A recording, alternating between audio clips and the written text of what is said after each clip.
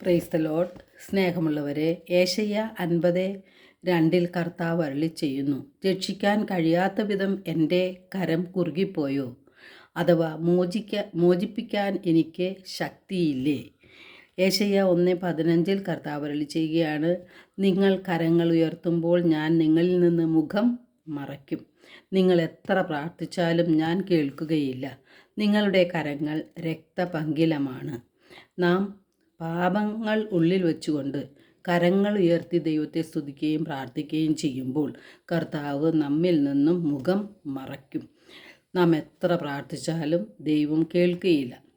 കപടഭക്തിയെ കർത്താവ് വെറുക്കുന്നു. കാരണം നമ്മുടെ കരങ്ങൾ രക്തപങ്കിലമാണ്. എന്താണ് നാം ചെയ്യേണ്ടത്?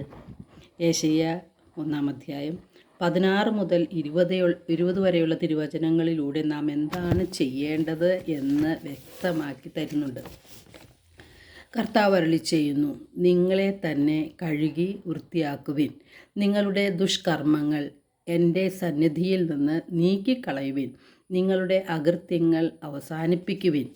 നന്മ പ്രവർത്തിക്കാൻ ശീലിക്കുവിൻ. നീതി അന്വേഷിക്കുവിൻ. മർദ്ദനം അവസാനിപ്പിക്കുവിൻ. അനാഥരോട് നീതി കാണിക്കുവിൻ. വിധവകൾക്ക് വേണ്ടി വാദിക്കുവിൻ. നാം ചെയ്യുന്ന തിന്മകളെ ഉപേക്ഷിച്ച് ദൈവത്തിൻ്റെ നീതിയിൽ നാം ജീവിക്കണം. ചെയ്തുപോയ പാപങ്ങളാണ് നമ്മെ ദൈവത്തിൽ നിന്ന് അകറ്റുന്നത്. അതുകൊണ്ട് നാം അനുദപിക്കണം. ജീവിതത്തിൽ മാറ്റങ്ങൾ വരുത്തണം. നമ്മിൽ മാനസാന്തരം ഉണ്ടാകണം. എന്താണ് മാനസാന്തരം? മനസ്സിന് ഉണ്ടാകുന്ന അന്തരമാണ് മാനസാന്തരം. അതായത് മനസ്സിൽ ഉണ്ടാകുന്ന മാറ്റം. മനസ്സിന് മാറ്റം എന്ന് പറയുമ്പോൾ അത് യേശുവിലേക്കുള്ള അടുക്കലായിരിക്കണം. നിരാശയല്ല വേണ്ടത്. പ്രത്യാശയിൽ നാം ദൈവത്തോട് അടുക്കുകയാണ് വേണ്ടത്. കർത്താവ് എന്തിനാണ് നമ്മെ വിളിക്കുന്നത്? രമ്യതപ്പെടാൻ വേണ്ടിയാണ്. ഐശ്വര്യം നമുക്ക് നൽകാൻ വേണ്ടിയാണ്. യേശയ്യ 1:18 കർത്താവ് അരുളി ചെയ്യുന്നു, വരുവിൻ, നമുക്ക് രമ്യതപ്പെടാം.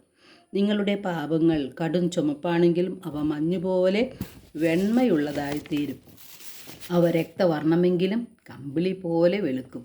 അനുസരിക്കാൻ തയ്യാറായാൽ അല്ലെങ്കിൽ സന്നദ്ധരായാൽ നിങ്ങൾ ഐശ്വര്യം ആസ്വദിക്കും. അനുസരിക്കാതെ ധിക്കാരം തുടർന്നാൽ വാളിനിരയായിത്തീരും. യേശയ്യ 5 കർത്താവിൻ്റെ മുന്തിരിത്തോപ്പിനെ കുറിച്ച് പറയുന്നുണ്ട്.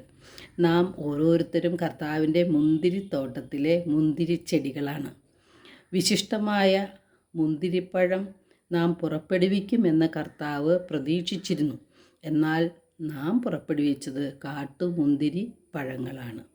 എന്താണ് കർത്താവ് നമ്മോട് ചോദിക്കുന്നത്? നല്ല മുന്തിരി എങ്ങനെ കാട്ടുമുന്തിരിയായി മാറി? എൻ്റെ മുന്തിരിത്തോട്ടത്തിന് വേണ്ടി ഞാൻ ഇതിലേറെ എന്താണ് ചെയ്യേണ്ടിയിരുന്നത്? കർത്താവ് നമുക്ക് വേണ്ടതെല്ലാം നൽകി. കർത്താവ് നട്ടത് നല്ല മുന്തിരി ചെടിയായാണ്. അതിനാൽ നല്ല മുന്തിരിപ്പഴം കർത്താവ് പ്രതീക്ഷിച്ചു. എന്നാൽ നാം പുറപ്പെടുവിച്ചത് കാട്ടുമുന്തിരി പഴങ്ങളാണ്. എന്തുകൊണ്ടാണ് അങ്ങനെ സംഭവിച്ചത്? ദൈവത്തോട് ആത്മാർത്ഥമായി ബന്ധം നാം പുലർത്തുന്നില്ല. നമ്മുടെ ബന്ധം, ദൈവവുമായിട്ടുള്ള ബന്ധം ഇല്ലാതായി മാറി. നാം നമ്മുടെ ഇഷ്ടപ്രകാരം ജീവിച്ചു തുടങ്ങി. ദൈവഹിതം അന്വേഷിക്കുവാനോ ദൈവത്തെ തേടുവാനോ നാം ശ്രമിച്ചില്ല. ഈ ലോകത്തിൻ്റെ പിന്നാലെ നാം പാഞ്ഞു. തിന്മയും അനീതിയും ദുഷ്കർമ്മങ്ങളും അഹങ്കാരവും സ്വാർത്ഥതയും നിറഞ്ഞ വിലകെട്ട ലോകം നമ്മുടെ ഹൃദയത്തിൽ നാം നിറച്ചതുകൊണ്ടാണ് നാം മുന്തിരിപ്പഴങ്ങൾ പുറപ്പെടുവിച്ചത്. കർത്താവ് മുന്തിരിത്തോട്ടത്തിനോട് എന്താണ് ഇനി ചെയ്യാൻ പോകുന്നത്? കർത്താവ് പ്രതികാരം ചെയ്യുക തന്നെ ചെയ്യും. യേശയ്യ 5:5 കർത്താവ് അരുളി ചെയ്യുന്നു, ഈ മുന്തിരിത്തോപ്പിനോട് ഞാൻ എന്ത് ചെയ്യുമെന്ന് ഇപ്പോൾ പറയാം. ഞാൻ അതിൻ്റെ വേലി പൊളിച്ചു കളഞ്ഞ് നാശത്തിന് വിട്ടുകൊടുക്കും. അതിൻ്റെ മതിലുകൾ ഞാൻ ഇടിച്ചു തകർക്കും. തോട്ടം ചവിട്ടി മെതിക്കപ്പെടും. ഞാൻ അതിനെ ശൂന്യമാക്കും. യേശയ്യ 1:25 ഞാൻ എൻ്റെ കരം നിനക്കെതിരായി ഉയർത്തും. ചൂളയിൽ എന്ന പോലെ ഉരുക്കി നിന്നെ ശുദ്ധി ചെയ്യും. നിന്നിൽ കലർന്ന വിലകെട്ട ലോകം ഞാൻ നീക്കിക്കളയും. സഹനത്തിലൂടെ, ദുഃഖദുരിതങ്ങളിലൂടെ, പ്രതിസന്ധി ഘട്ടങ്ങളിലൂടെ കർത്താവ് നമ്മെ ശുദ്ധീകരിക്കും. അതിനാൽ നാം അനുദപിക്കണം. യേശുവിലേക്ക് വരുവാൻ നമുക്ക് സാധിക്കണം. എല്ലാവർക്കും ഒരു നല്ല ദിനം ആശംസിക്കുന്നു. ദൈവം നമ്മെ ഓരോരുത്തരെയും സമൃദ്ധമായി അനുഗ്രഹിക്കട്ടെ.